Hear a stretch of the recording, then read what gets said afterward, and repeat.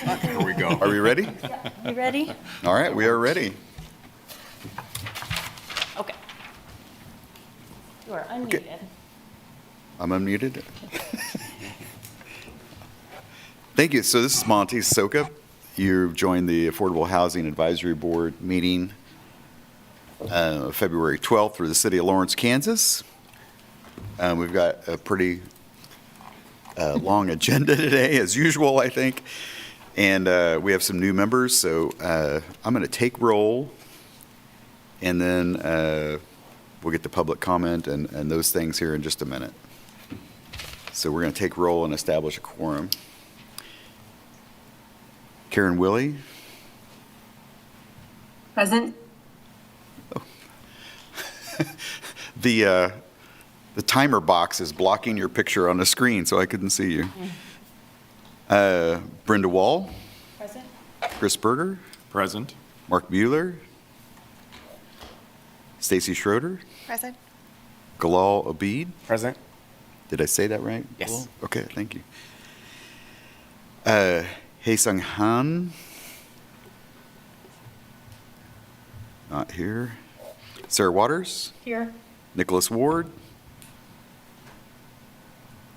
Here. Hey, Nicholas, okay. And Nicholas has a friend. So member. maybe we'll get introduced later. Phil Englehart. Here. Christina Gentry. Here. Thomas Howe. Monty Sokup here. So we have 1, 2, 3, 4, 5, 6, 7, 8, 9, 10 present. So we do have a quorum. With that, Leah, I'm going to ask that you read the rules of engagement for our meeting for public comment, and then we'll move into public comment. Thank you, Mr. Chair, and good morning, everyone. I have a few housekeeping items for this hybrid meeting. This meeting is being recorded and broadcast on the city's YouTube channel and cable channel 25. Please remember to mute yourself during the meeting when you are not speaking. The chat function for this public meeting is disabled. All chats will go directly to me. Unless you are participating during the meeting, please turn your video off. This allows the active meeting participants to be seen on screen. You will still be able to hear the meeting. When you are participating, please turn your video on. And if you have any trouble, you can send me a chat. Now I'll make a few notes on public comment.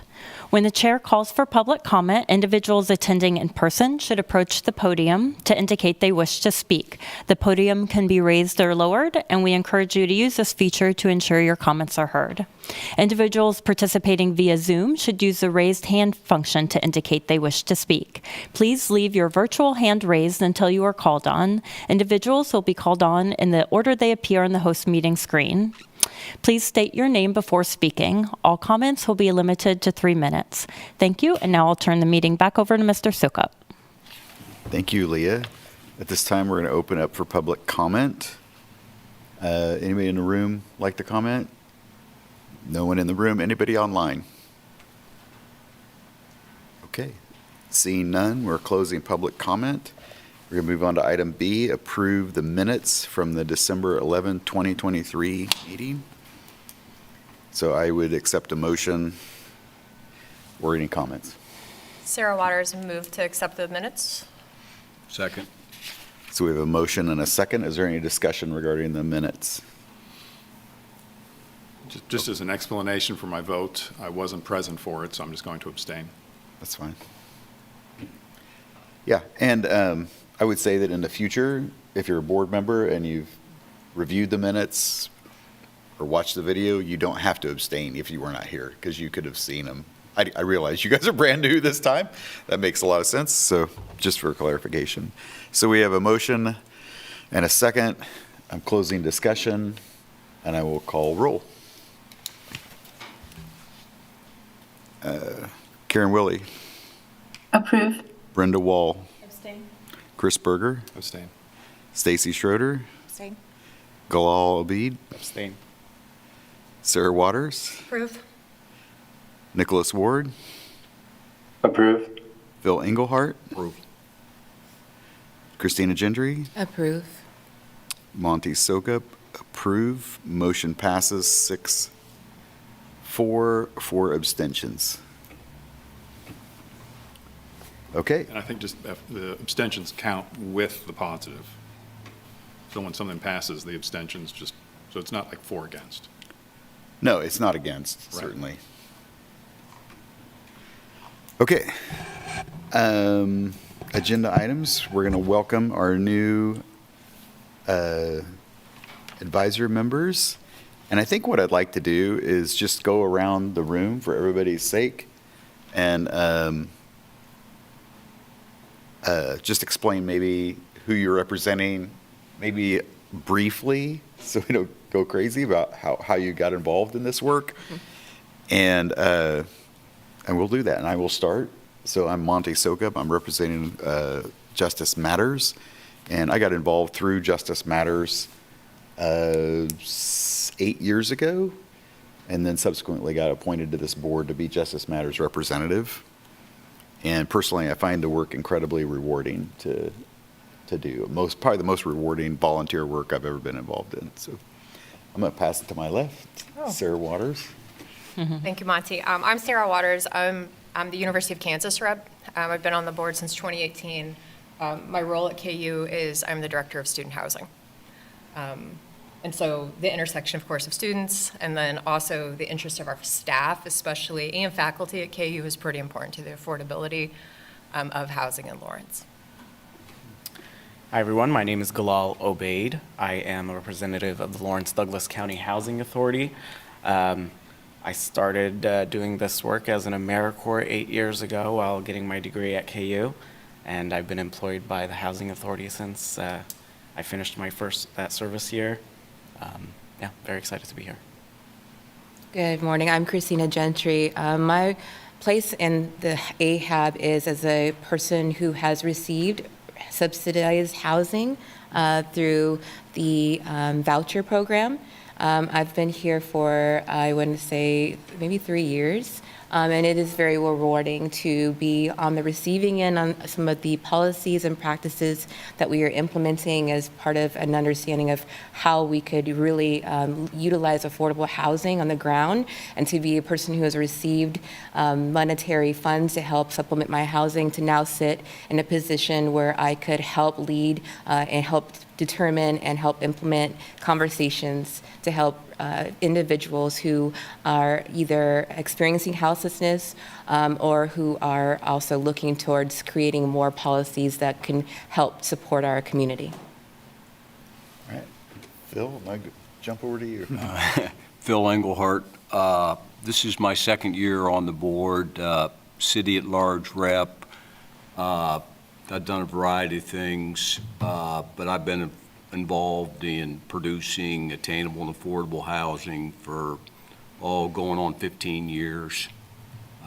And this work is important, and I'm delighted to be able to make some contribution towards it. And I'm Chris Berger. Was appointed as the Homebuilders Association, I guess, representative. Honestly, I don't view myself as a representative of an organization or anything of that nature, but instead, I see my role as maybe more holistically, my practice area. I'm an attorney. I practice in the construction law area and find that the regulations have an impact which probably could use some addressing by the board. I'm Brenda Wall. I'm the representative for Family Promise of Lawrence, and having worked at Family Promise for almost 9 years, I recognize the need for affordable housing for families, recognize that housing is the solution for homelessness, and have seen the challenges of families being able to get into housing. So I'm eager to represent families in that respect. I'm Stacie Schroeder, and I'm the representative for Lawrence Habitat for Humanity. And I've worked with Habitat for almost 5 years, and just wanted to be a part of it because I've seen the difference that housing can make for families, and it's the baseline for success and healthiness and education and all of those things. So want to make sure that we're doing what we can for our community. All right, Karen, you want to? Sure. I'm Karen Willie. I'm a county commissioner, and I serve on the AHAB in that capacity. I also have experience with housing conversations from 6 years on the planning commission, in supporting both subsidized and market rate housing, and trying to keep both of those in the conversation as we move forward, and infill and greenfield development. So kind of all of the above approaches. I do have some small time experience as a builder in Baldwin City, so I've enjoyed being a part of the conversation. All right, thank you, Karen. Nicholas? Hello, Nicholas Ward with the representative for Tenants to Homeowners. I've been on staff at Tenants to Homeowners for 6.5, 7 years. And before that was on the board of directors for 3 years. And before that was a tenant of the Tenants to Homeowners program. And this is Otis. He's got a fever, so he's hanging out today. Baby. Welcome, Otis. All right, thank you, everybody. I think I caught everybody. Did I miss anybody? Okay. All right. So the next thing on the agenda is item 2, quick update on a Place for Everyone plan to end chronic homelessness in Douglas County. So Leah, I think I'm turning that over to you. Is that correct? Yeah.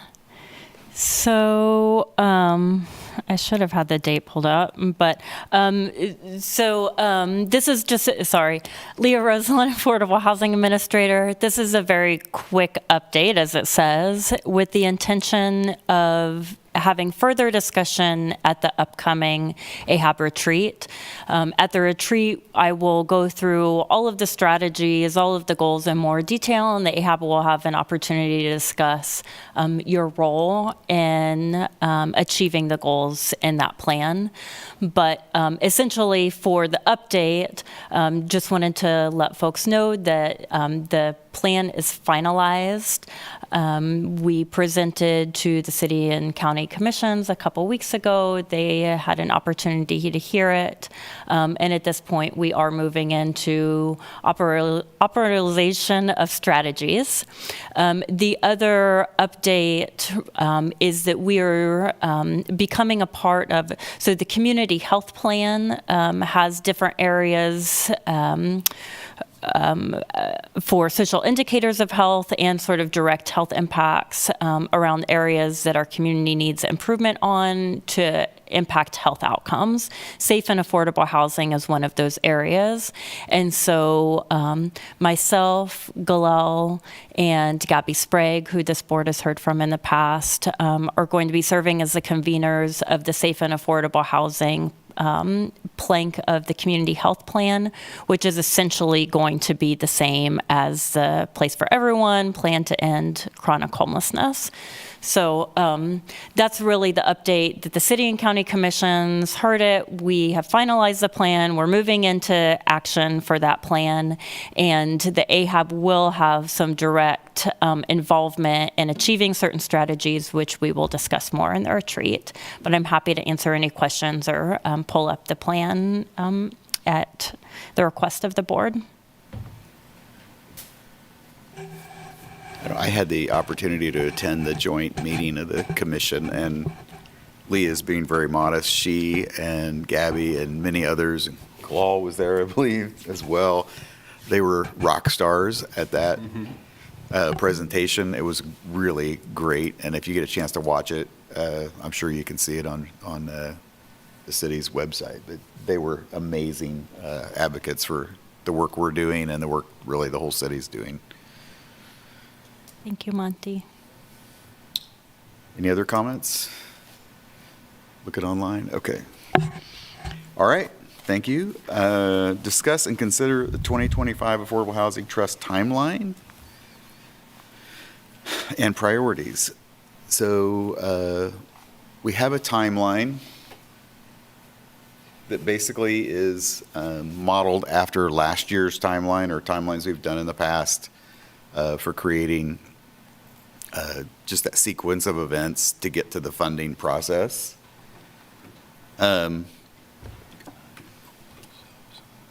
We'd like, I think, to start a discussion, and maybe the discussion isn't for today, it's probably for the workshop, but a discussion about how we go about the NOFO and if we want to change the NOFO in any way. So I've been thinking a lot about this, and I've had discussions with a lot of people about this.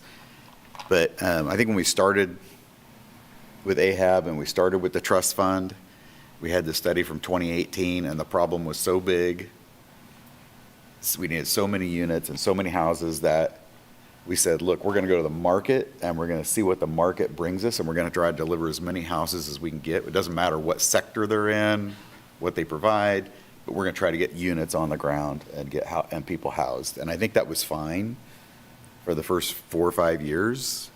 I think we've learned some things in that process. I think we've learned that because of, and probably people that are in housing knew this way before I did, but we learned that the LIHTC projects are going to deliver a lot of affordable rentals for 30-year periods because of the funding that the federal government brings.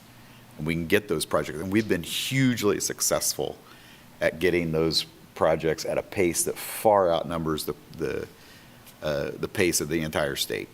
So we've been successful in that. And we delivered a ton of affordable rental housing that's available for 30 years. What the market doesn't respond to is single-family homes, homes for families, and some of those other sectors. So I think we need to, as a board, I would love to see us take the time, maybe at a retreat, and think about, do we want to create our NOFO so that it's not this wide cast of show us what the market will bring, but instead we go, this is what we need delivered in Lawrence, and try to get the projects that we need in the sectors that we're not meeting. And I think that's from our goals. You can see the sectors that we're not meeting. So I think that's a broader discussion that I would love to have with this board, or I'd love for this board to have. It's not a discussion with me. It's a board discussion, sorry. And I think at this time, what makes sense to me is to approve this timeline and then simultaneously start this work. I'm not sure we can get it implemented for this year's NOFO, but I will be disappointed if personally be disappointed if we don't get it implemented by next year's NOFO, so that we can start delivering the things that we're not getting that we need. And I think a great example of that was we had a project this year, the East Heights project, that was an amazing project, but it wasn't structured in a way that that the board could really act on it. There wasn't enough detail around it, whatever, and the board decided not to fund that. But that was an amazing opportunity and project. So if we can find those kind of opportunities and get them funded and get the things we want, I would love to see us move in that direction. So sorry, I talked a lot. So you can probably see I'm passionate about that. But I'd like your guys' thoughts on that. And then ultimately we need to probably approve this timeline, or if people have comments on the timeline, we need to talk about that. This is Phil Englehart. You think it's overly ambitious to do any revisions to the existing NOFO for 2024 to be more targeted? Because what I got from you was you wanted a more targeted at the sectors that aren't being provided. You want more target emphasis, but you don't think we can do that this year? Well, I think we could. We would have to jump right on it and make a really concerted effort. And certainly we could do that, and we could make some modifications, with this schedule, and we could try to target some things. I think there's a step beyond that where maybe city staff or there are projects created. Like you think about the East Heights project, if the city could have been more involved in that and owned the land, then we could have gone out with more like an RFP to the development community and said, we own the land, here's what we want delivered, give us proposals to deliver this product. And I think we can engage the private sector to fill that building gap, to get the things we accomplish. But they're not going to do it on their own. because these kind of projects don't pencil without the subsidy, and a builder's not going to go out or developer's not probably going to go out and invest a lot of money to put these projects together, going, I hope I get this subsidy. Yeah, no, That maybe covers my upfront costs, to develop the thing to this point. So I think we need, somehow the city and this board need to take a more active role. But yes, I think we could modify it to the point where we could point the specific sectors we're looking for and narrow it down. We could do that, I think, in this timeline. This is Sarah Waters. I guess I'm trying to figure out where this retreat is supposed to slot into this schedule. So is that, what month were we going to target for that? Because I think we have a lot of new members on this board that are going to need to kind of get some context on all the things you just said. Even though I know you've worked with some phenomenal leaders from your organizations and you're not new at this. Because I like what you're saying, Monty. I think it's great, and I'd love to get it sooner rather than later, but I'm not sure we're going to be ready. So, but when the retreat's going to happen from an educational perspective, to me, is important in trying to just slot all that together. So when was that going to be proposed? Or are we going to It's the next item, I think, on our that's agenda. why I'm jumping the agenda on you. Keeping you on your toes, so. I expect nothing less. I know. Chris, somebody. Mr. Chair, let me know when I can jump in. Jump in.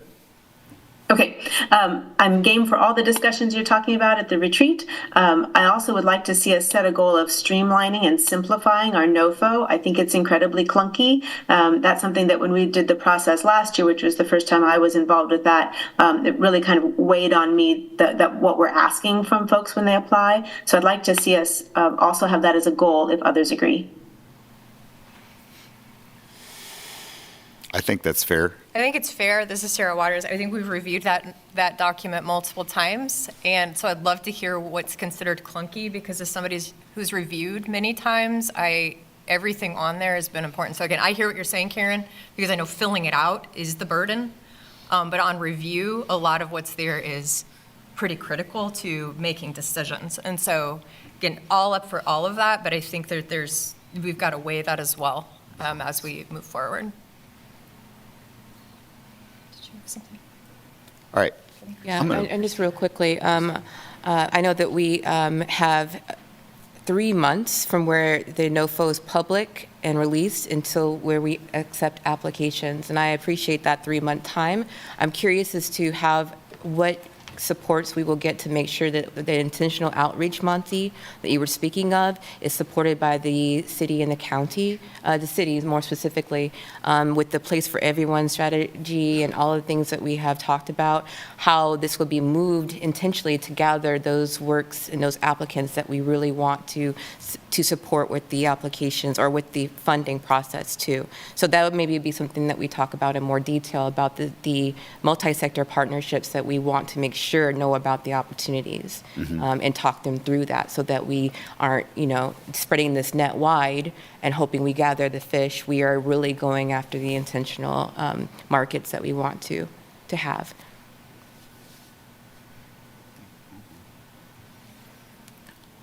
All right. Awkward pause there. Do we want to approve or take a quick look at the timeline specifically? Get that approved and then talk about the retreat and whether or not we're willing to commit to trying to, do something at the retreat to kind of redirect. So let's look at the timeline here. Chris Berger, Yeah. as a new individual, I'll say that I still have some practical approach to it from not being, kind of committed to the documents that are on the commission, on the board. And the time period between when it's kind of released until applications are due, practically speaking, people really don't put too much effort into it until you get in that 30 days. So if we need to make some time, again, just practically speaking, if we need to make some time so that we can do something which is more targeted, there's some room in this schedule that would allow for that. And I'll also just kind of note that I like the idea quite a bit of something which is more targeted and making that recommendation to the city commission, because for, good reason or bad reason, the more, I'll call it the private market sector for single family was very discouraged last year. And I don't think we'll get very much participation from them unless there is something that's targeted.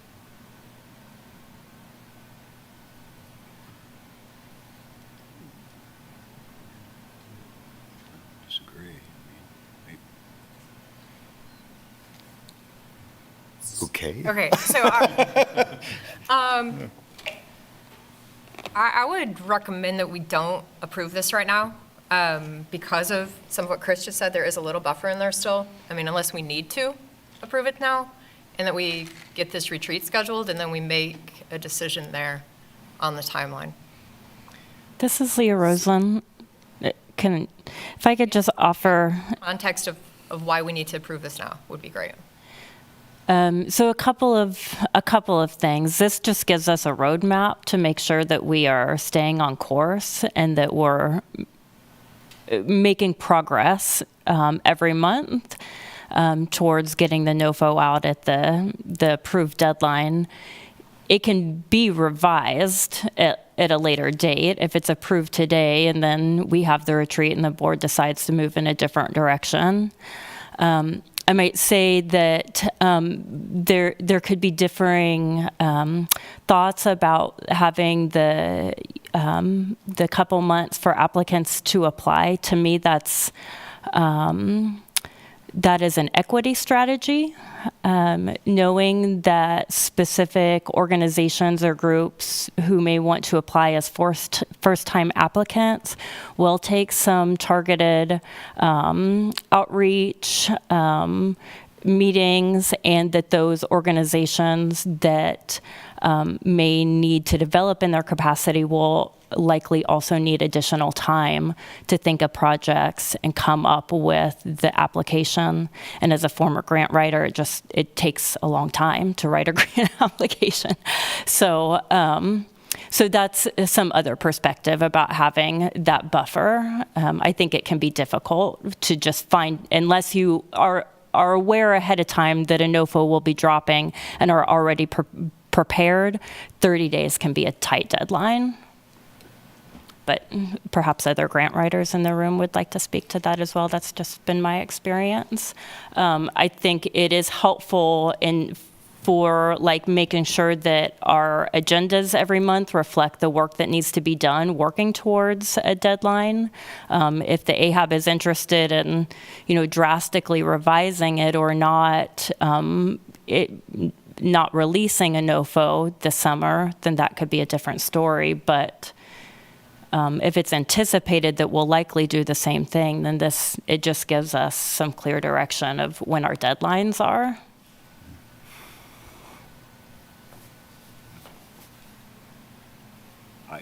I think that Phil Englehart again. Karen has her hand up. Oh, I'm sorry. Karen, sorry. No, quite all right. It's hard with the hybrid meeting. Karen Willett, County Commissioner. I would be glad to make a motion to approve the timeline, kind of recognizing we may need some flexibility, but it does, just the very act of approving the timeline puts it on the radar for people who may be looking to apply. I realize that a 3-month period between the documents released and the applications due is fairly long, but it's also, it gives folks time to process what's being asked, even if they're only writing it in the last 30 days. And just also that Leah, I believe you and other staff meet with every applicant, and scheduling that probably takes some time that's not typical for a grant process. This is Gallal, Obeid, and I would like to also add that some agencies have to run it by their boards, so minimum of 60 days, in my opinion, is good for, at least from my perspective as an applicant. Okay, so Karen, did you actually make a motion, or you said you're willing to make a motion? I'm willing to make a motion if the chair would so like. Yeah, I'd like a motion so we can push this forward. I move to approve the timeline as presented. Thank you. Do I have a second? Second. Okay, we got a second. Okay, now discussion on that. And Any- the idea is that it is amendable. It is amendable in the future. And certainly if we, as we start working on this and we need another, 2 weeks or 3 weeks, we could amend the schedule to get there if we think we'll get there in that amount of time. And if we don't, we can put out the same NOFO, adjusted timelines for that we did last year, and we'll have the same outcome. We'll have projects. They won't be targeted, that's all. And we can also target as we discuss the projects, right? So there's that too, right? But, okay. So any other discussion? Mr. Chair, Yes. this could potentially be discussed after the vote, but going back to Karen's comment regarding work on the NOFO, the board may wish to consider whether you'd like to form another NOFO committee again this year, or if you'd like to decide that at the retreat. But if there's already recommendation of doing that work, that might be good to go ahead and discuss at this meeting. Yeah, I think that's a good point, Leah. Thank you for bringing that up. I think if we were to work at the retreat and decided we needed a committee, could we do it there? Yeah. Okay, let's do that. Let's see how far we can get at the retreat. And maybe we don't need a subcommittee for that, and maybe we do. We'll go from there. Okay, I'm going to, it says there's no more discussion. I'm looking around. I'm even looking at the screen, Karen. No more discussion? I'm going to call the roll then. Karen Willie? Approve. Brenda Wall? Approve. Chris Berger? Approve. Stacie Schroeder? Approve. Gallal? Approve. Sarah Waters? Approve. Nicholas Ward? Approve. Phil Englehart? Approve. Christina Gentry? Approve. Monty Sokup, approved. Motion passes 10-0. So we'll have adopted this, and we are on to the next agenda item. Discuss agenda items for retreat and schedule a date. Well, we just discussed one agenda item for the retreat. We also, Leah, what else do we have that we were going to cover at the retreat? I know we have a presentation on COMA, is that right? CORMA, whatever it is. That'll be at this is Leah Roslin, Affordable Housing Administrator. That will be at the next AHAB meeting in That's March. next, okay. We'll have a training on diversity, equity, and inclusion in affordable housing, and we were going to be discussing prioritization of strategies for the next funding round. Okay. So we need to select a date. I think personally sooner is better than later.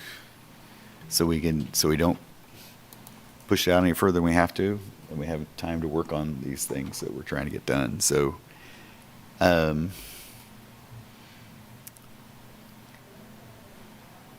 I guess thinking about March, maybe.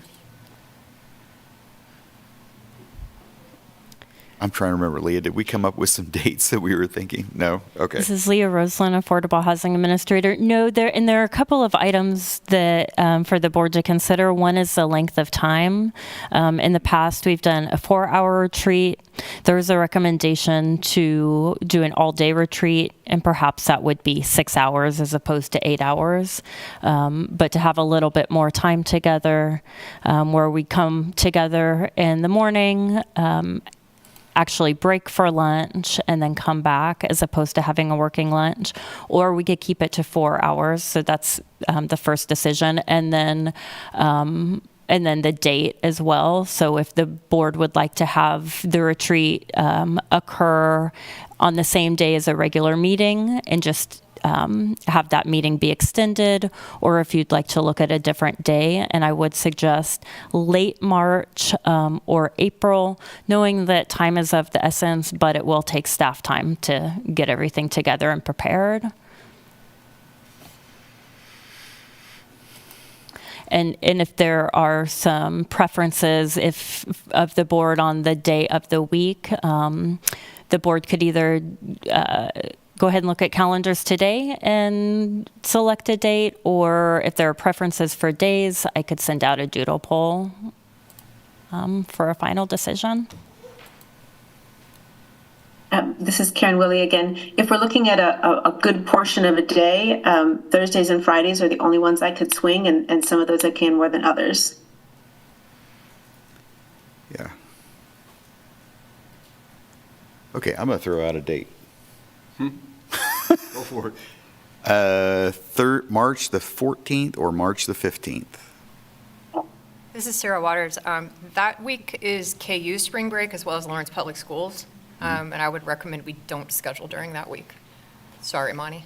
That's all right. Yeah, Hey, just in terms of both of those are syncing up that week, I think it might be hard. I would also want to add that we have a couple of board members not present today. So I'm not sure we'll be able to finalize today. We may need to come up with a few different and then take the doodle poll option just so that we Right. can make sure that Mark and Thomas potentially have availability on whatever we're proposing. Okay, so Friday the 22nd? What's that look like for most people? Is it possible date to put in the doodle poll? We're just looking for dates to put in the doodle poll at this time. I'm trying to get somebody's got it, Got to start something. or this is the final game of the March Madness or something that I'm not aware of. No, but it will be the NCAA tournament. Right. Maybe based on what Karen shared, we do the Thursday, Friday, the 21, 22, and then 28, 29 in a doodle poll, just to see. I may be gone. Yeah. My schedule's kind of I know, I up in just, the air, so schedule for the majority. So let's do those those 4 dates, and then let's also do the 4th and the 5th of April. And let's see what comes out of that. Does that make sense? That's 3 Thursday, Fridays. Sure. You got that, Leah? Yeah. Okay. Nicholas Ward, tenants to homeowners, just double checking again, this would be for the 6 or the 8 hours versus the 4 hours if the training's included during that time, is that correct? Yeah, a minimum 6, I think, which is a long day, but I won't be leading that. Leah will be leading that. So- Together we'll do it. We'll all do it. Okay. This is Leah Rosen, Affordable Housing Administrator. Would the board also be interested in looking at other dates in April, like the 11th or 12th? I guess I'm concerned knowing like what staff has on our plates for the next month. I'm not sure that a few weeks would give us enough time to prepare. Yeah, if we need to pull the front date off and add some to the back, that's okay. Okay. Yeah. I would not suggest April 12th. I believe that might be Good Friday and also a school holiday for Lawrence Public Schools. Okay. Thank you. Okay. Next item is item 5, review and approve the 2023 Affordable Housing Advisory Board Annual Report. At the last meeting, we reviewed a draft of that report, and it's my understanding that the city had a financial system kind of switch over, and the financial part of the report is still not yet available, but that we could approve the report subject to staff's review, basically, Leah, of the financial portion of that report. So we could approve it subject to her review of the, or staff's review, we'll call it staff. So I don't know if anybody has any comments. I mean, last meeting, we had a presentation and we quickly went through the report. I don't think there are any surprises in the report.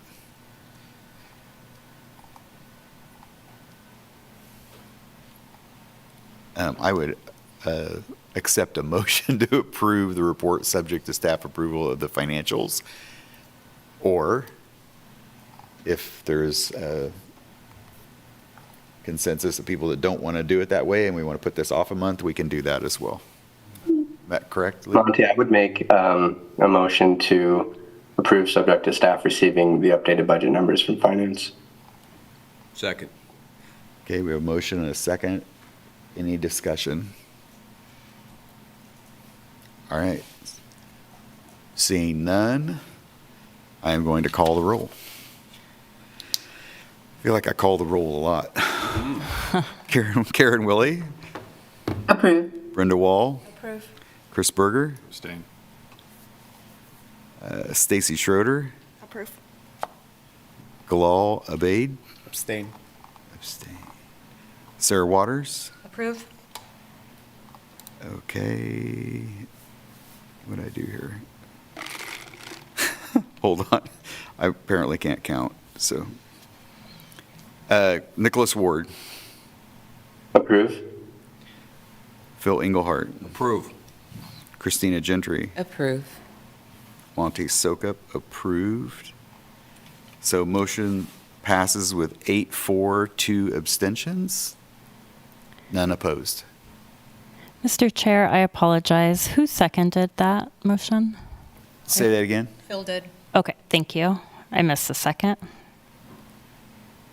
Oh, okay. All right. Moving on to discuss and select members for a CIP project committee. Do you want me to introduce this, or do you want to do this, Leah? It's up to you, Mr. Chair. Well, I'll start, and then you fill in. So last year, Leah, basically, I think it's you, that made an application for a CIP project to benefit affordable housing. We did not have a specific project, but we've all seen several projects that could have used CIP funding to install utilities or whatever that would have helped move affordable housing or open up ground for affordable housing. So anyway, Leah's, the application that she made got approved. So there's $500,000 basically of CIP dollars that can be used to benefit affordable housing projects. So another funding source, if you will, not directly trust funds, but certainly moving our cause in the right direction. So Leah and I have talked about this, and one of the thoughts would be maybe we were very fortunate, I think, to get a project approved without a lot of specifics around it in a CIP process. That might be, yeah. I think that goes to show some of the support at the city level for affordable housing, but I don't think we should expect that or anticipate that in the future.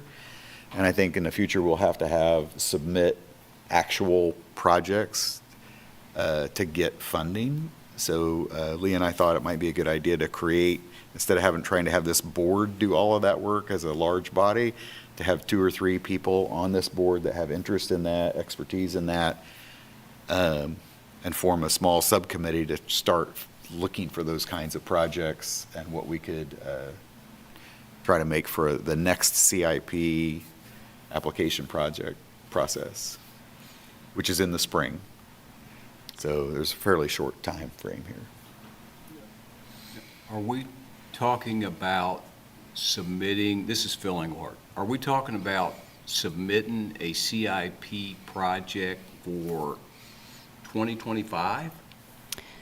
This is Leah Roseland, if I could. So I think there are a couple of different items on the table. One is the affordable housing CIP that was already approved. Originally, that was approved for disbursement over the course of 2 years, 24 and 25. Last year, when the AHAB discussed it, you all made a motion to move all of those funds over to 2025 so that there was the ability to do a project with the whole $500,000. And further, at that time, the AHAB have decided to form a subcommittee who would be responsible for drafting an RFP for the utilization of those funds that will be available in 2025, which is right around the corner, as we saw from the NOPRO timeline. So that would be the work of the committee. That committee could further discuss other projects for future CIP applications. The CIP application for the city for the next round is due in like 2 weeks. So there is not the ability to meet the deadline for 2025 new applications, but would certainly be great work to sort of lay the groundwork so that we're prepared in the future to submit applications, because that does only have a 30-day application period, and that doesn't give us a lot of time to think of projects when the deadline comes out and before the applications are due. So this group we'd be forming would basically be figuring out, making a recommendation to the larger board on how to spend the $500,000 or what process to use to create an RFP, I think. Is that right? Correct, yeah. Okay. So, but we've got two things going on here, it seems to me like. We have the 500K 2025. Right. So at some point. Those funds are allocated. Those funds, well, they're there, awarded. they're not allocated. They're not yet. allocated. Okay. And then we have the possibility of being involved in the community call for CIP projects. Right, in going- 26. In 26.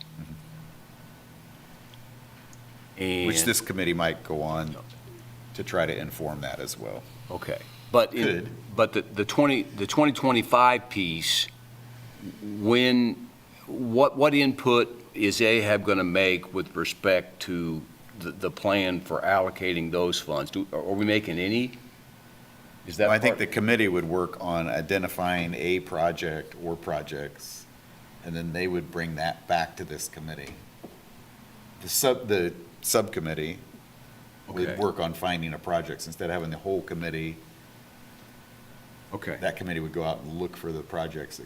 So that could be, I mean, we've seen projects like this. We've seen the Going South project that needed a spur off of a roundabout. That could be one. We know that Tennis to Homeowners owns the Holcomb Yeah, yeah. Park land that they bought from the school district. That might need a street extension or a sewer extension or something. Those are the kind of things that we would be looking at to figure out how to move forward an affordable housing project. And those are just two that I happen to have on top of my head. Well, There's probably a dozen. Phil Englehart again. You can tell me shut up anytime. But the,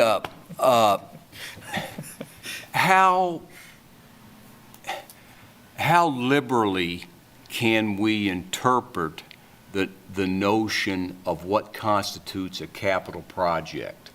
I mean, it's easy to look at concrete and street extensions and sewers and stuff, but that in and of itself isn't putting units on the ground. I know it's a necessary precursor, I get that. But is there any possibility that we can interpret what constitutes a capital project in a more flexible manner so that we can actually get some of these targeted areas that we're not making any headway on right now? Can we somehow use CIP, that CIP allocation to move that targeted stuff that we're not, the less dense family stuff, for example? That's that. And Right, no, I'll shut up. I think Okay. we certainly can. I think just my gut feeling of having been through multiple CIP processes. Right. Is if you can stick to sewers and streets and those kind of things under the context, I think it goes over better politically. I'm not saying we have to stick there. I want to be We radical. can make an interpretation, yeah. This is Leah Roseland to address, so a couple items for context. The first is that the trust funds have been supplemented in the past from CIP dollars, and that has not gone to infrastructure. It's just gone to affordable housing development. The application that I submitted for the 2025 Affordable Housing Advisory Board, CIP, did not specifically state infrastructure. So I guess to more directly answer your question, it can be interpreted more broadly. It could be used for development. It doesn't have to be sewers, streets, et cetera, just as long as it's going to supporting affordable housing development.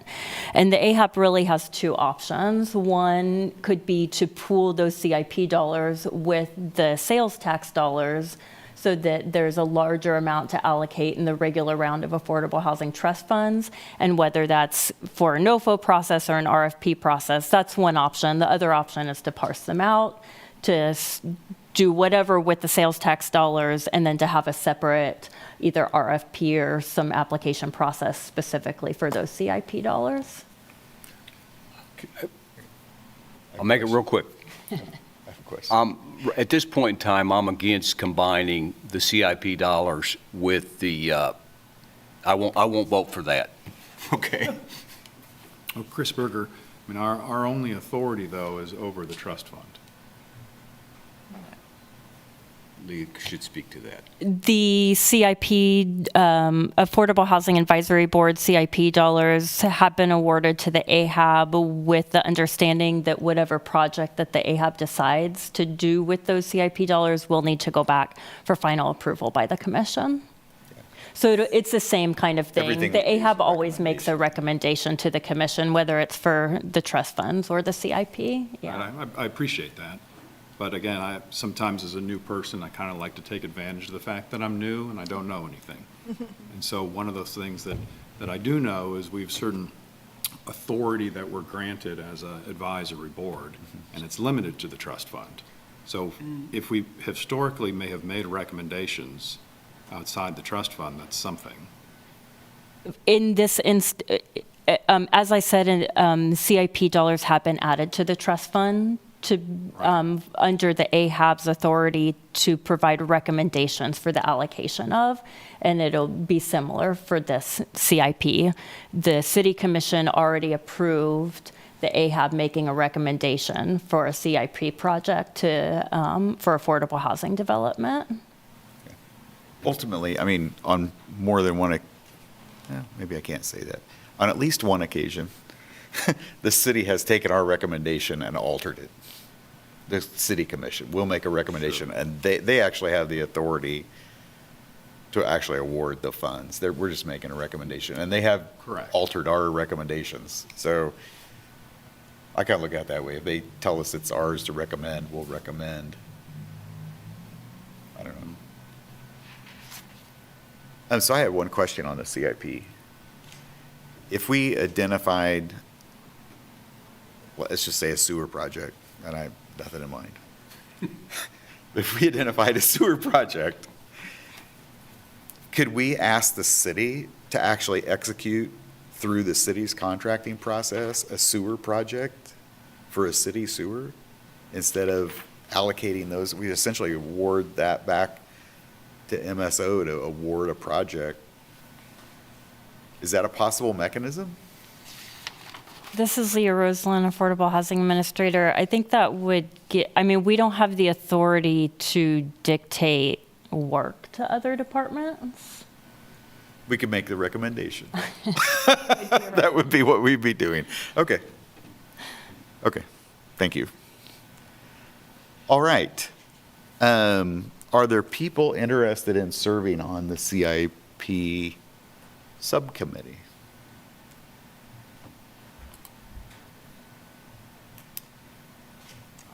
I'm interested in serving on the CIP subcommittee, but I certainly am happy to step aside if other people have interest in. Phil Engelhardt again. Phil.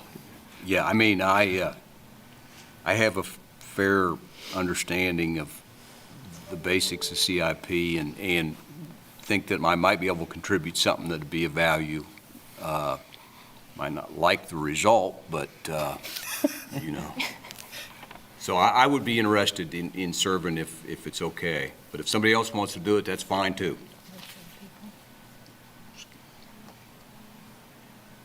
All right, I'm looking. Any others?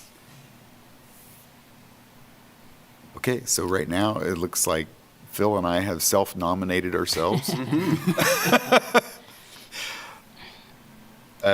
we want a third at least? So we can have a full-fledged disagreement on the Yeah, subcommittee? absolutely. Sure. Are you self-nominating? No. Okay. I was looking around the room to nominate Yeah. someone else. This is Gallal Obeid. Is this going to be like convened of just members from the AHAB or, okay. And so, Good question. Probably. We could, certainly there will be city staff that we would call on. I mean, I can imagine us calling David Cronin, the city engineer, to talk about different projects, or Jeff Crick, the city planner, you know, to talk about feasibility and things like that. So certainly there will be other people involved. Does that help? yes, thank you. And again, this group's would just make recommendations back to this larger group to have discussions, so. Okay, so right now we have myself and Phil. Certainly we'll leave that open if somebody Well, I- finds an I interest. would move to nominate you two Okay. and one player to be selected later. Later Drafted identified. later. Drafted later, yeah. Right, well, and we have several people absent today, so there might be an interest, you know, Mark or Thomas might be interested, certainly. Okay, so we have a motion on the floor. Do I have a second? Second, Sarah Waters. Any You want to discussion? vote? Do we need to vote on that, actually, Leah? It doesn't require a formal vote, no. Okay, we're going to do, all in favor, aye? Aye. Okay, opposed? Okay, so an informal vote. All right. Item 7, review Affordable Housing Trust Fund year-end reports.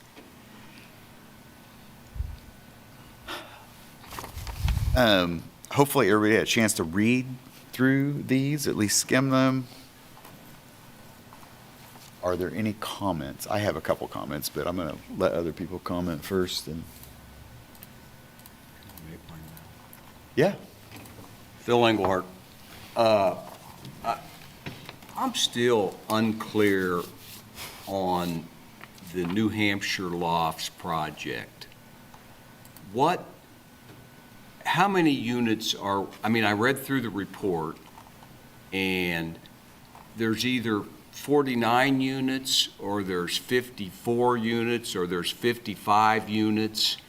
I've never been clear on what it is that AHAB is contributing funding toward for that project. And it seemed to indicate in the report that they expected to be in swing in 2024. And I didn't print off all that stuff, and so I may have some things wrong. But I'm a little unclear on what's going on in that project, and I'd like to see some clarification at some point, just for my own personal interest. yeah, that's the That would be Flint, my comment. that's the Flint Hills 2023. Yes, yes. So I had the same question. I did not read in that report what their actual progress is. I read what the project's going to do, but I didn't get any understanding of where they are in the process. I didn't either. So I guess I would like for us, if we can, to go back to them and ask what the actual progress is on that report, because that's not in my opinion, not a sufficient report.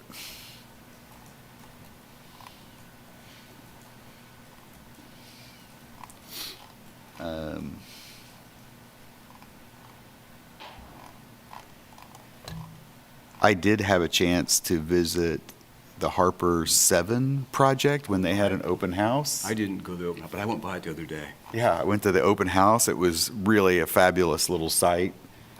I encourage you to go by there.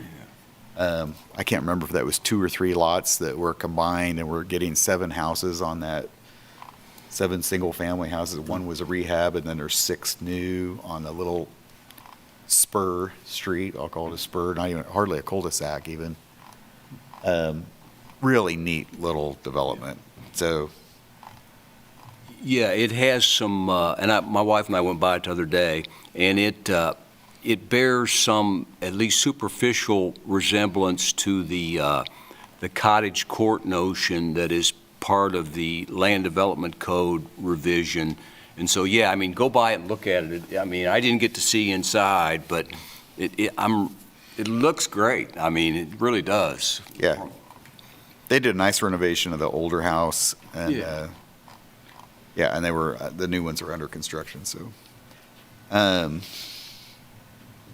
obviously, the Estates of Lawrence is well underway. They're framing, at this point, and plan to be complete in '24.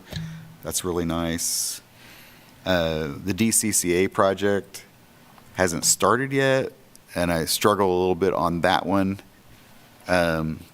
There was some kind of delay, but it gives me pause, I guess, that hasn't gotten underway. It's a great project. Just like to get it dirt moving on that. Nothing. Can I? Go ahead. Hey, Nicholas, I hate to put you on the spot here, Chief, but when do you anticipate that you all will make a final decision about whether you can go with 3 or 6 on Michigan? Yeah, thanks, Nicholas, with Tenants to Homeowners. So for the Michigan 6 project, what Phil's referring to is that we came up against a little hang-up that we weren't aware of when we acquired the land, which is that there's a covenant running with the land when that was annexed in. And so I put some time into that and I need just over 50% of the individuals within that grouping of housing, just over 50% of the frontage to sign off on releasing the covenant. And so I'm getting much closer. I'll put another move on that probably in May of this year. So I've been doing a lot of stuff like going door to door, sitting in people's kitchens. We had a little pizza party in the neighborhood, but really just talking about what the covenant does and doesn't allow and why not that would be of interest to them or affordable housing in the neighborhood. And so that's good, and it's also just a great way to connect with the neighbors in a real meaningful way versus just sending out social media things and things like that. So that's going well. And then the other component of that, Phil, is that our push is for the increased density there. So to be able to do the 6 units instead of just the 3. So we have the whole site plan established and everything else. We've gone through environmental review. We've done the archaeological survey. And so the next step is actually just for us to start on the first house. And the way that it's laid out, we'll build the first 3 houses, the first 3 3-bedroom houses. And while we're doing that, I'll continue working with the neighbors on my kind of affordable housing education that I'm doing. And my hope is that by the time we've completed that 3rd house, that a majority of the neighborhood are on board with us doing the next 3. Okay. So is that basically an ADU situation where one sits on the back of the lot? Is it different? It's just using the density bonus. Oh, okay. So this was just like Harper. This was a roughly 32,000 square foot lot. And it had one house kind of plopped in the middle that was beyond repair, at least to be financially responsible with the funding that we had. Mm-hmm. And so we demolished that house, and we'll be doing 3 3-bedroom houses and 3 2-bedroom houses. All the 2-story 3-bedroom houses will be fully visitable, and then the 2-bedroom houses, which are up front, all on 3 shared drives, will be fully accessible. And they're similar to some of the units that we're doing over on Harper, the single-story ones, and 1443 Prairie, which was from a few years ago. Okay. So you're going to push ahead on the 3 units no matter what? Yeah, we're able to do that by right, even with the covenant in place. The covenant really just has some restrictions for neighbors that essentially says they can't have a second unit on their property regardless of the lot size. So when that was a single lot, there was in 32,000 square feet, they couldn't have put a ADU on it. So no neighbor is allowed to have an ADU. They're not allowed to have more than one garage, more than one shed in the back. And so these are a lot of just kind of basically restrictive covenants that really seems like it's meant to have like a certain aesthetic from a certain era. And so that's a part of my challenge in this, is to talk about, and a lot of the folks in the neighborhood are a little bit older, maybe retired with pensions, maybe aren't aware of exactly what affordability means these days. And so talking to them that, you know, this is someone moving in that makes $54,000 a year with a kiddo, that otherwise isn't able to get into a house in Lawrence, and this will allow them to do that. And so just having some of those real conversations that are backed up by the actual data that the city and other people we work with have put together for us. Okay. Thank you, Nicholas. Any other comments? I'm looking at the screen. Okay, great. Mr. Chair? Yes. This is Leah Roslin, Affordable Housing Administrator. I'm just wondering if the board would be interested in asking the project recipients to present progress annually, and in addition to a written report, if the board would be interested in them coming to address questions or just an idea. I don't want to ask anybody to do more work, but if it would be beneficial if there are questions. Just wanted to make that suggestion. Karen Willie, may I jump in? Yeah. Yes. I think it's fabulous to hear back from applicants. I wonder, because our time is so limited together, if that might be something that the city commission wanted to kind of schedule in through the course of their year to get that feedback, since it's ultimately their dollars. And maybe just we could get the video snippets of each of those and just to streamline that process, because we do tend to use our 2-hour blocks once a month pretty fully. Yeah. Thank you. Yeah, I will say it was nice, like Nicholas being here, one of the applicants, to be able to talk to it. I think a presentation might eat a lot of time. Right. But it was certainly nice to have the applicant available in that case. So I don't know, maybe there's a middle ground there somewhere. All right, I'm going to close that agenda item unless there are any other comments. I am going to suggest we take like a 5-minute break and then come back, and we could look at a couple of the housing goals that we haven't strategized yet, haven't completed our strategies on yet, and finish up the meeting. But I think a 5-minute break might be appropriate. So moved. Excellent.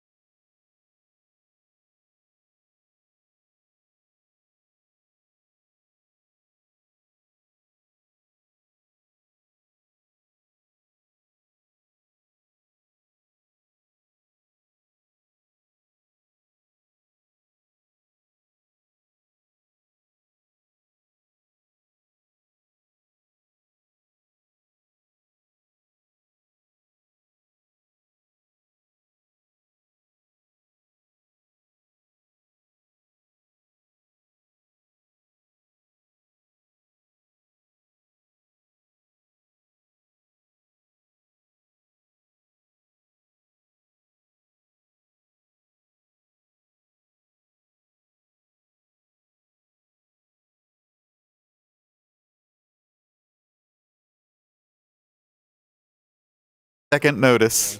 It's,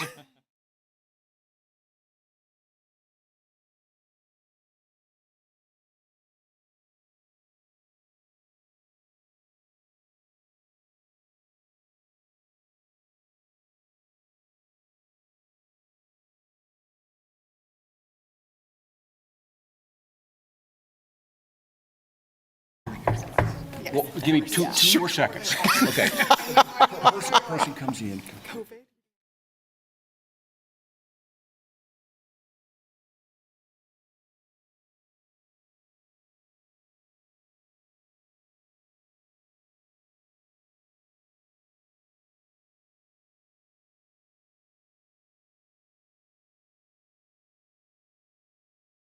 Okay, I'm gonna. Ready, yes. Yeah, I'm ready. I'm Bill's sorry. finally ready. Yeah. This is Monty Sokup, Chair of the Affordable Housing Advisory Board of the City of Lawrence. We are back in session after a brief break. We're going to move on to agenda item number 8. This is review the 5-year Affordable Housing Advisory Board goals. Discuss and consider approving strategies for goals 1 through 3. You may recall we started at goal 7 and we're working our way backwards. Thinking that would be easier. I don't know if it's proven that way, but so on last time we discussed this, we were working on goal number 3, and I think we had developed strategies, and Leah has documented those strategies. So what I'd like to do is briefly discuss those if there needs to be discussion, and approve strategies for goal 3, and then let's move on to number 2. Let's go to 1. Just a question, what are universal design standards? Somebody besides me should explain that. I have a basic understanding, but probably Nicholas or Leah is probably better than I. This is Leah Roslin, Affordable Housing Administrator. Universal design are certain building design standards for accessibility. So not quite to the extent of ADA, but there's a whole list of examples of what would be universal design. So essentially that no matter what your physical ability is, that they're accessible for you. Yeah. Is it a term of art? Is it what? Is it a term of art? I mean, like when someone says universal design, that you can say they're published by this person and updated routinely and can find it in this particular source? Different states have set different standards. There's no Kansas state standard for universal design, and there's no set standard that would be parallel to ADA and like a national standard. Different states have adopted, I've also seen different municipalities adopt universal design standards. And in the last trust funds NOFO, we had a list of some of those standards that we gave points towards, but it wasn't all inclusive. Mm-hmm. So yeah, Phil had a similar question about, and I had sent him some resources, and I'm happy to send that to you or the whole board if there's interest in learning more. Does that generally answer? Yes. I mean, I take your answer to be that there's not a designated publication referred to as universal design. Correct. But instead it's a concept, which is an accessibility concept. Exactly. Phil Englehart, 1, you might put that on the, whatever you call that thing, the retreat thing, to see if we can hone in more exactly what universal design standards, based on that Kentucky and West Virginia model, based on that, what kind of universal design standards we might want to see incorporated in the NOFO. If we could get a little closer, it might be good. Right. I mean, we could reference the Kentucky standard. Right. As opposed to creating our own. If Right, you wanted, yeah, or yeah. something like that Yeah. if you wanted to go that far. Right. I mean, Chris Berger, again, reading it from the outside, a requirement for something which is not a published standard only invites both a lot of discretion from this board, which means that we typically would not attract as many applicants because there's a lot of work that goes into an application, as we've noted. And to have something that's really ambiguous is well-intended, but probably not going to achieve the goal we want. So this is Christina Gentry. So universal design in its ambiguity is embedded into the NOFO in some facets. So, for example, there's one-story living as opposed to having steps to entry. Lighting being, supplemental for those with poor vision. So some of these things could be absolutely embedded to if there was a senior resource center who's applying for grant applications, if there was a not Mirror Inc., but any other specific applications that come from entities and organizations that deal or have a priority population that have significant accessibility issues as it would pertain to a design that's universal for people who are able-bodied. So there's lever door handles for people who have poor hand strength. Those things are specific and they're not ambiguous or whatever that word is. But they do implement and they do talk about how we are embedding equity into the form and the structure of our design because universal would be that it be accessible to everyone. So that is the main goal and the driver. But we could definitely get more stronger definitions and examples of which are universal designed to be more complementary to the work that we are committing to community. Yeah. This is Leah Roseland, Affordable Housing Administrator. I also want to take this opportunity to note that next month at the March AHAB meeting, we will have a presentation by Evan, who does accessibility work for the city, and somebody from Independence Inc. will be coming in and talking about universal design and accessibility for housing. So that would be a great opportunity to maybe think of some questions in advance or some and they can give some really specific guidance as well. And you might send, if you can, send that Kentucky and West Virginia links out. Okay. I think would be good. Okay. Thank you, Phil. This is Sarah Waters. So I appreciate all of that, and I am still struggling with the word require in this particular bullet point.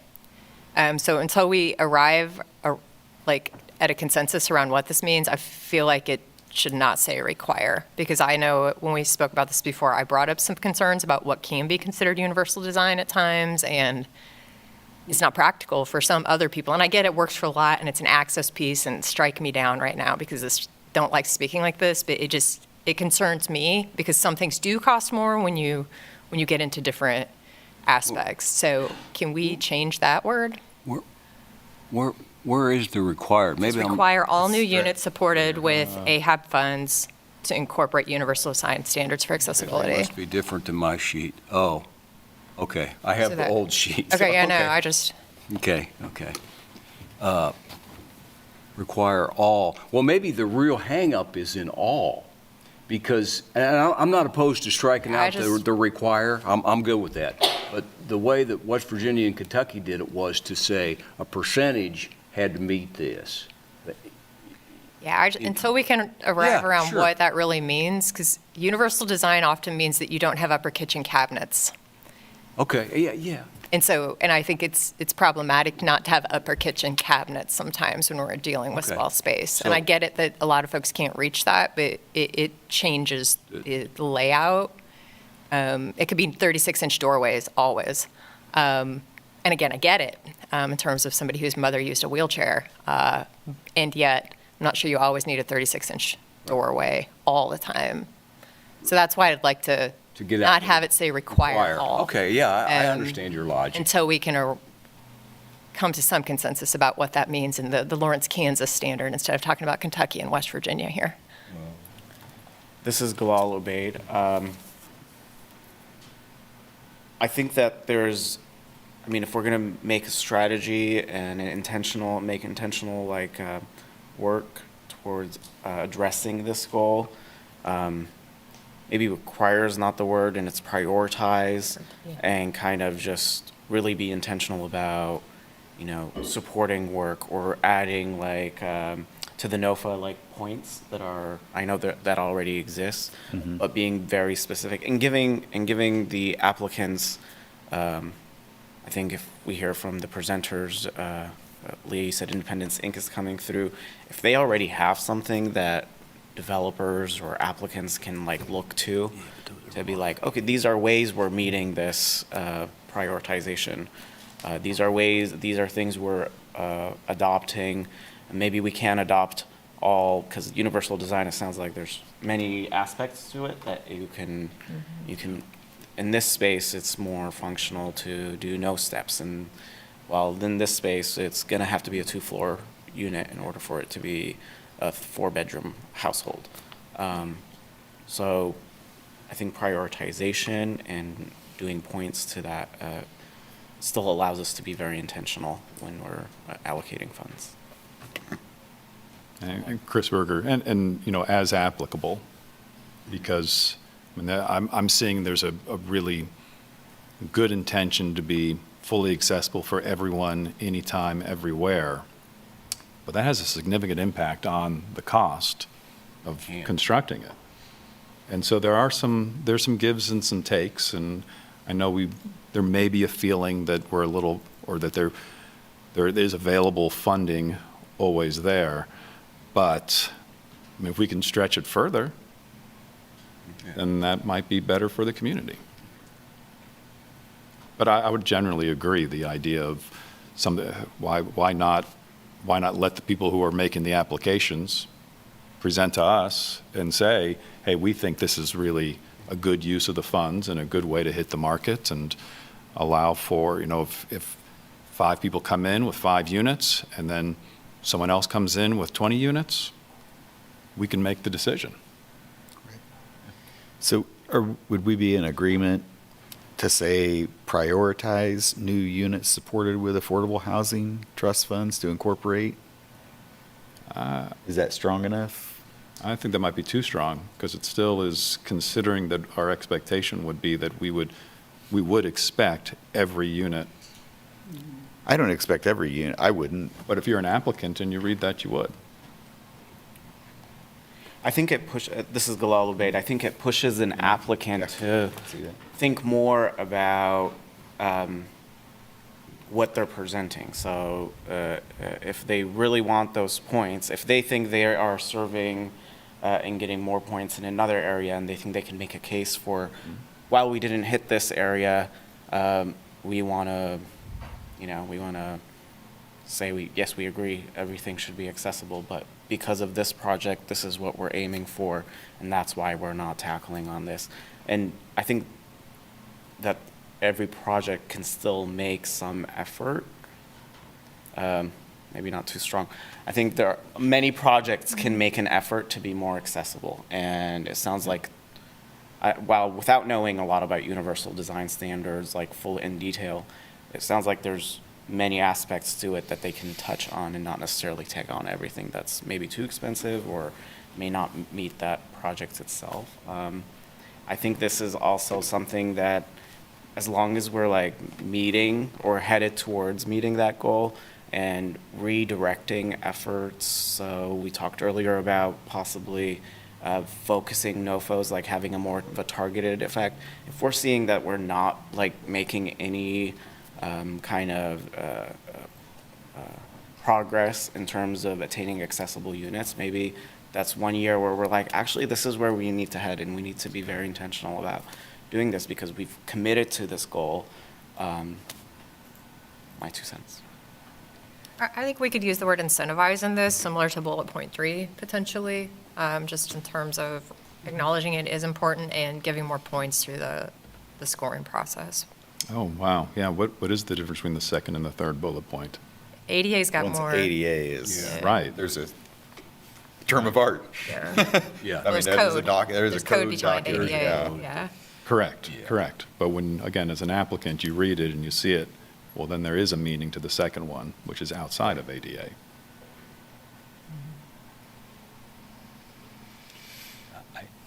Anybody have a suggested solution in? I think either one of those. I agree with Sarah 100% that requires too strong.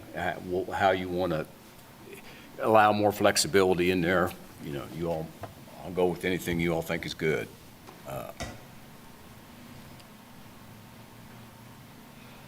Is incentivized sufficient? I'm getting some nods. Anybody online nodding? I have to look over there Not for that reason. purposely. Nicholas has got the baby sway going. Yeah. So, I believe prioritize was also used as a suggestion. Prioritize. Prioritize. Versus incentivize. I would go with prioritize unless we're actually offering incentives for each application that comes forward with those things, which we're not. We're just weighing those as part of the application.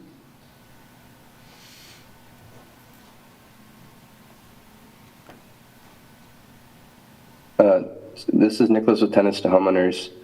It also, the third bullet point kind of reads to me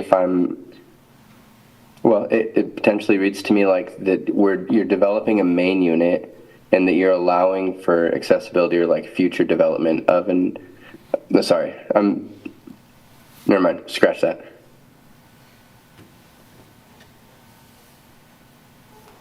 right, I'm going to suggest prioritize new units supported with affordable housing trust funds that incorporate universal design standards for accessibility.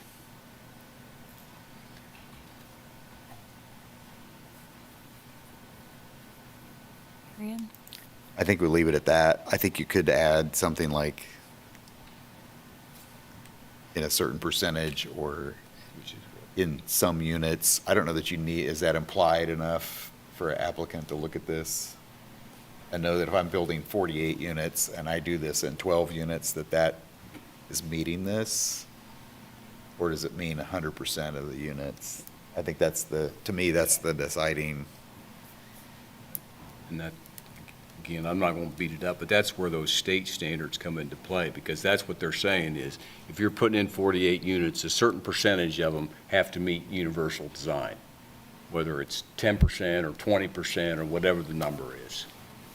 That's how they're operating their programs. But you don't want to go there for this. I'm all right with what you said. I'm good with it. So Again, we do have, everybody that makes an application gets an opportunity to meet with Leah to get those questions answered. So there's some of that. Right. We okay with that? Sure. Chris Berger, without a definition of the universal design, I don't think that's curable till we're on the same page there, and not seeing a distinction between 2 and 3. I mean, ADA is a specific code with a zillion pages of interpretation behind it. And having, I know it's a goal which is specifically for disability accessibility, but listing off different concepts behind it doesn't add clarity.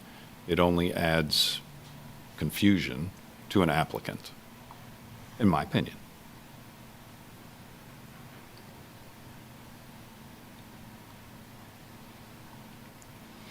This is Leah Roseland, Affordable Housing Administrator. It might be useful to look at the application or to reference the application where that clarity is, and perhaps that should be noted in the strategy. And I'm trying to pull it up.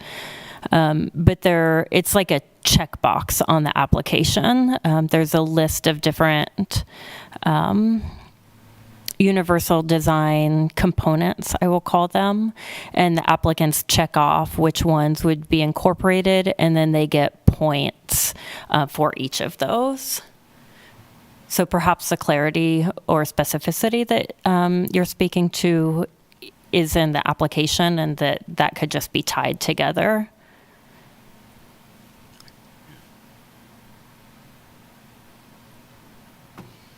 Can you pull up what you're looking at there? Yeah, let me look for it.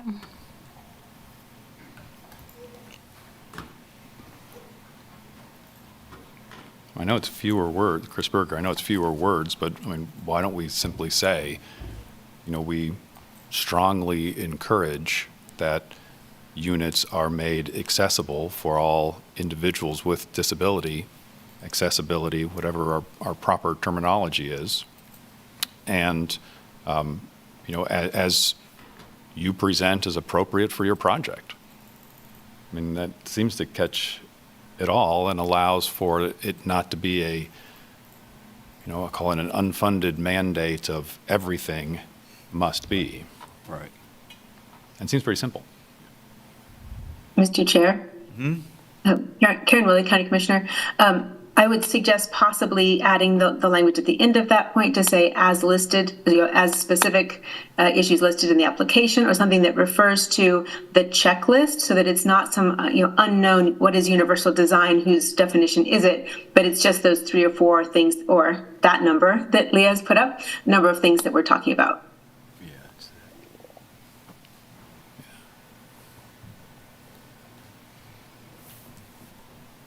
So on the application, it asks,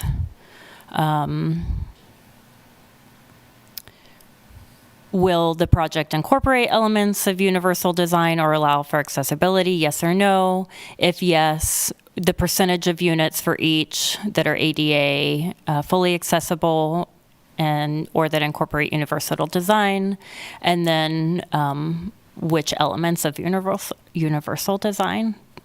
They just check them.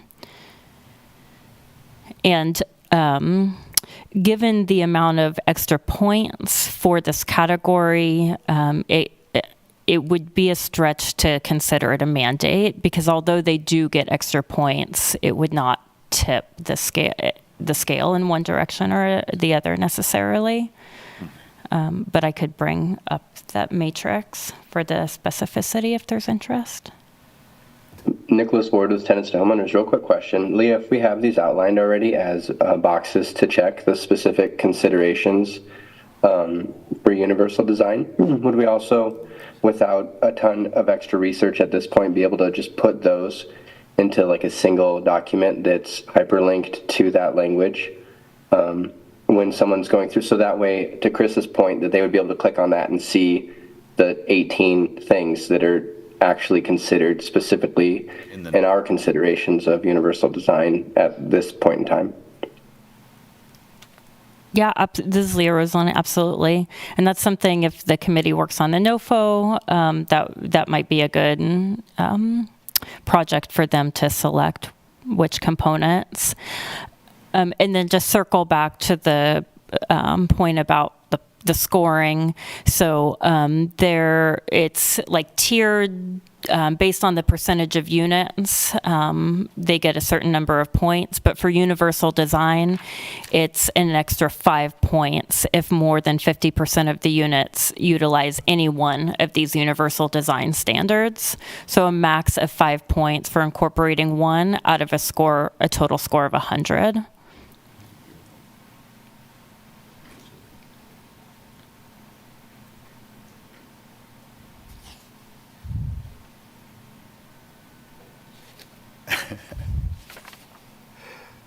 Okay, that definition of what they're being what they're being scored on.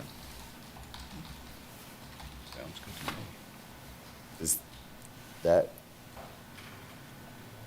fit? So Chris Berger, which drives which? Do our goals drive our NOFO, or does our NOFO drive our goals? The goals should drive the NOFO. Goals That's drive why the we're NOFO, working but on the you're 5-year plan. Right. Yeah. So we shouldn't incorporate an application or notice of funding opportunity that's actually ending up defining what our goal is. I don't It's the only I don't see that as information. defining what our goal is. It's the information they need to understand how they're being judged, how they're being. Chris Berger. Our goal is to get more affordable units, and if you get, this is how you get scored to drive you that direction. That's what I'm seeing it. So if there was a new board who came in and said in the NOFO that there's no requirement, or there was a new board that came in and said every unit must be 100% of 100% of everything, our goal itself would now be defined by our NOFO. And that's a substantive change. I don't know. I think the desire for such specificity is actually getting in the way of what the goal is. But I'm okay disagreeing. And I think that's part of a healthy board, quite honestly. This is Leah Roseland, Affordable Housing Administrator. So perhaps not adding that last clause and just providing a hyperlink where it says universal design standards. So it doesn't seem to indicate that the NOFO is driving the strategy, but I think the intention was to provide some specificity on what is meant by universal design standards, and that was what the as defined in the NOFO was referencing, was the specific standards. So that could also be a solution to offering that specificity of what we mean by universal design standards.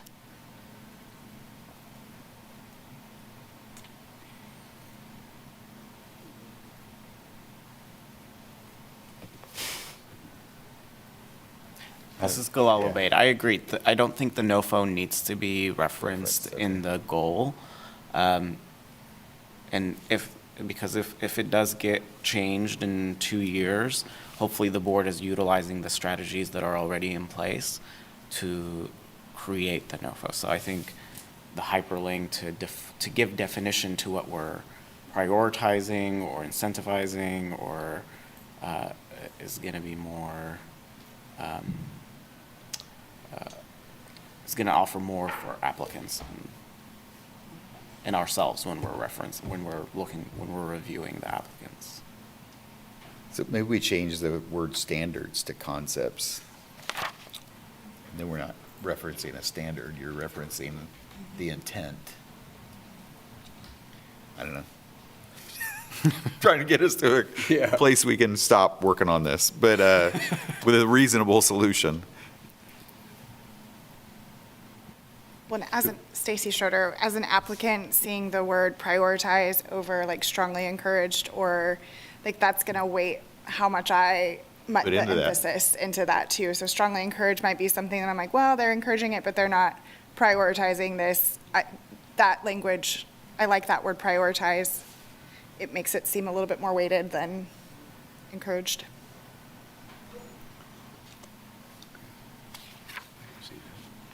Okay, so one more time here. Prioritize new units supported with affordable housing trust funds that incorporate universal design concepts for accessibility. I love it. Close enough? Mushy enough? Yeah. Stacie, with that hyperlink to that list of concepts.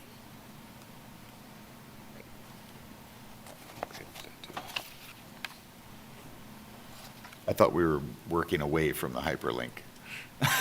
Oh. I thought we were just removing the language with the NOFO. With the NOFO. Just a listing, I guess. It wouldn't even have to be to the NOFO, but just a list of those concepts. And maybe there's something on our regular affordable housing webpage that's not in the NOFO that has, these are what we consider universal design concepts, so that you can get referenced back to the web page instead of the NOFO itself. Any thoughts on that? That makes sense. Yeah, makes sense. Make more sense? Because if we're promoting accessibility, we ought to have something on there that talks about on our general page. I think that makes Okay. sense, and after we get informed by this presentation coming up, we may be able to help inform what goes on that part of the What's on that. webpage. Exactly. Okay. Anything else on these strategies? Okay. All right. We don't need a vote on this, do we? Can we just I do think it? that would be beneficial. We voted on the other goals and not Okay. knowing, yeah. All right. Could I have a motion to accept these strategies as modified today for goal number 3. I make a move that we prioritize new units supported in lieu of require all new units supported and include additional information with a hyperlink that talks specifically about universal design standards. Second. This is Leah Roseland. Could we consider a motion that would approve all of the strategies? Because none of them have been approved previously. I'm sorry, Chris. And maybe that would be a second motion, or Christina might consider amending her original motion. I guess technically, I think I would need you to withdraw your motion. Sure. Does that sound right? I withdraw that motion. I'm sorry. Okay, Thank you. thank you. I'm not the best at Robert's rules, so just give me some grace here. Was it seconded already? I don't think it was seconded. Okay. Yeah. Okay. So, I am looking for a motion to approve the 4 strategies for goal number 3 as modified, with the second strategy being prioritize new units supported with affordable housing trust funds that incorporate universal design concepts for accessibility. This is Sarah And then we Waters. could- So moved. Okay. Okay. We have the option of providing the hyperlink. We don't have that all together, so I don't want to Right. get that, but we have the option of providing that hyperlink to the concepts in our webpage. Okay, so I have a motion on the floor. Can I have a second? Second. Okay, we have a second. Any further discussion?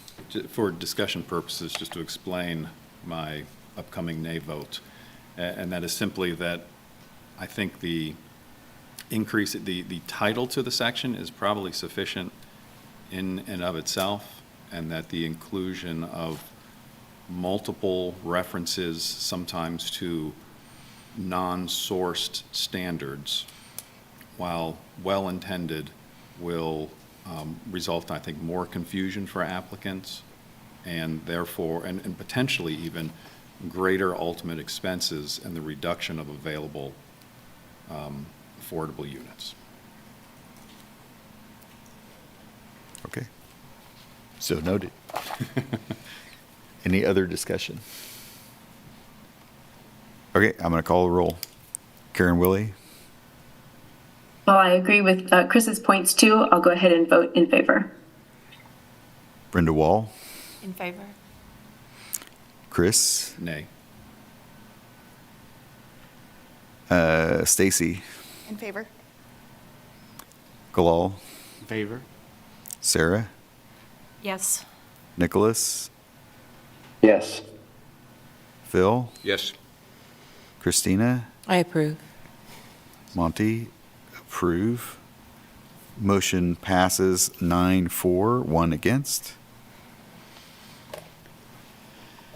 I think we're going to move on to the next agenda items so we can wrap up this meeting by 1 o'clock. We will come back. You will see goal number 2 at the next meeting. Until we are complete, you will see goals. So, let me find my paper here. Okay. We have we're going on to committee updates. So Phil, could you update us on the land development code? And then we'll have, following Phil, we'll have Christina to talk about a place for everyone equity work group.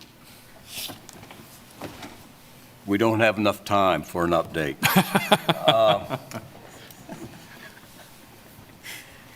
I could talk for 2 hours, but I'll try to do it 2 minutes. The third module, which is procedures and administration, is not out yet. It will come out sometime in March. They do have another steering committee meeting on Thursday, but that's not, I don't think that's going to be a topic.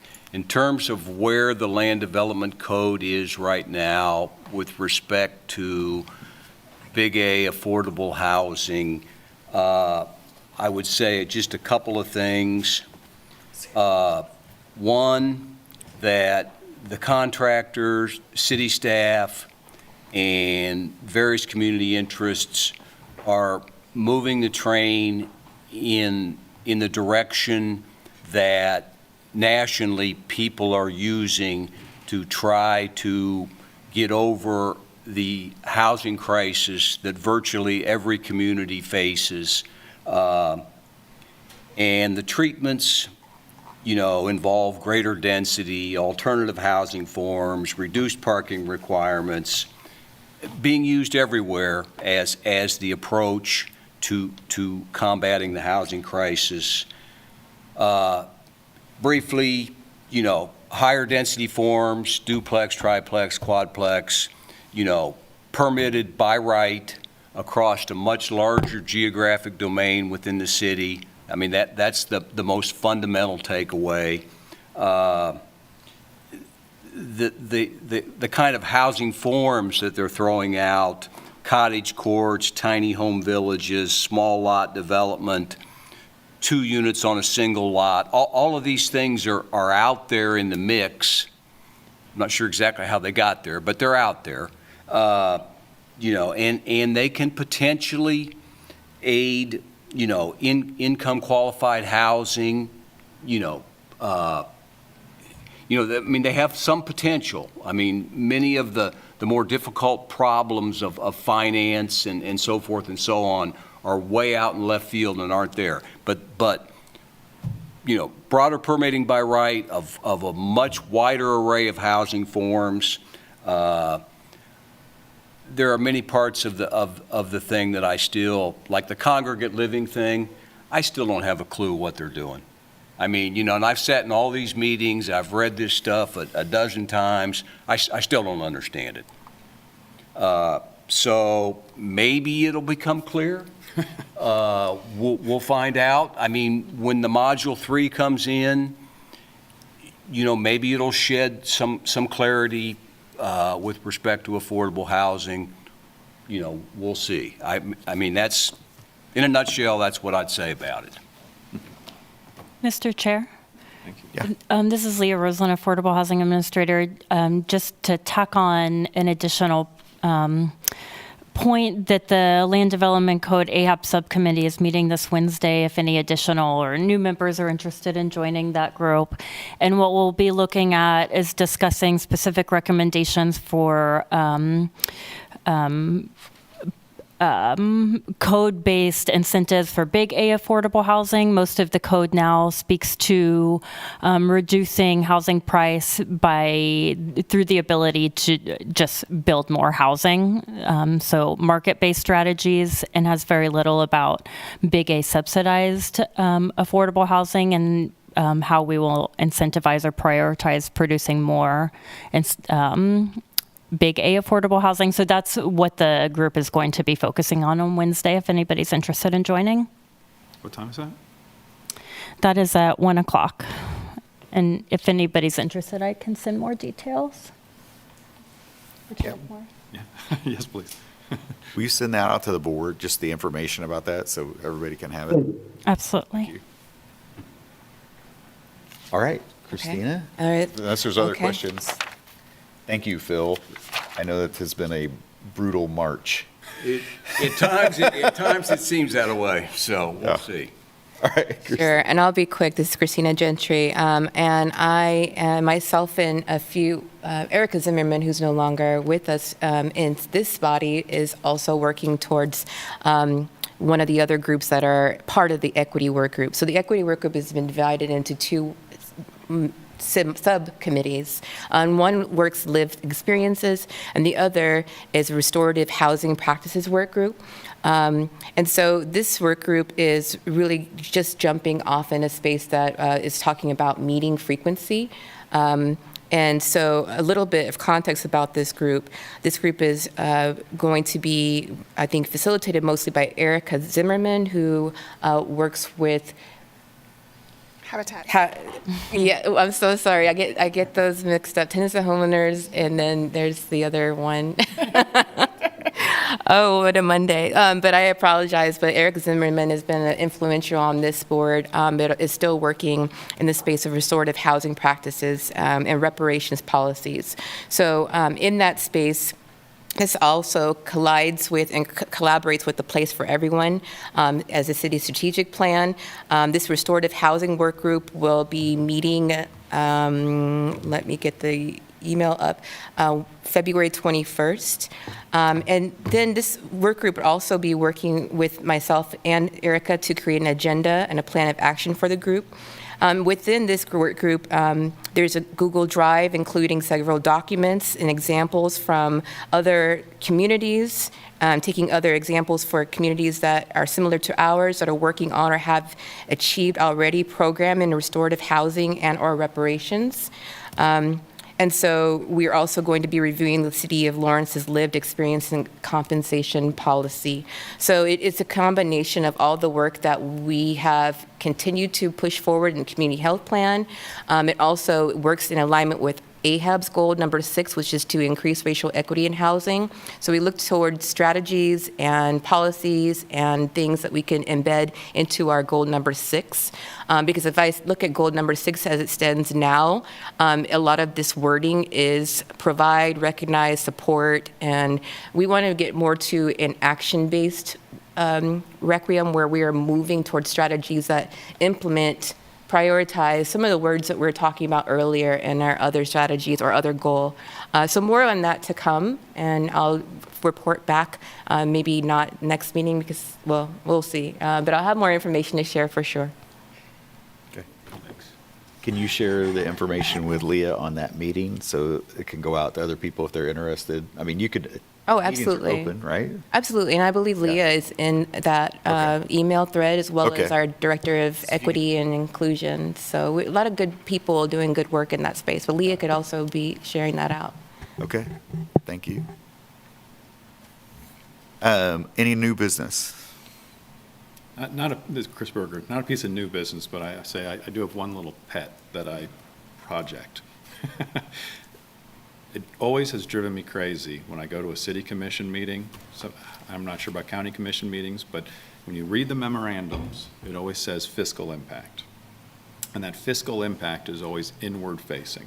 What's the fiscal impact to the city budget? I would like for us to just chew on conceptually the idea of a fiscal impact to the community for whatever they are proposing, whatever they are passing. Because there's no single impact really that is more directly oriented to what this board can do than what the city is doing.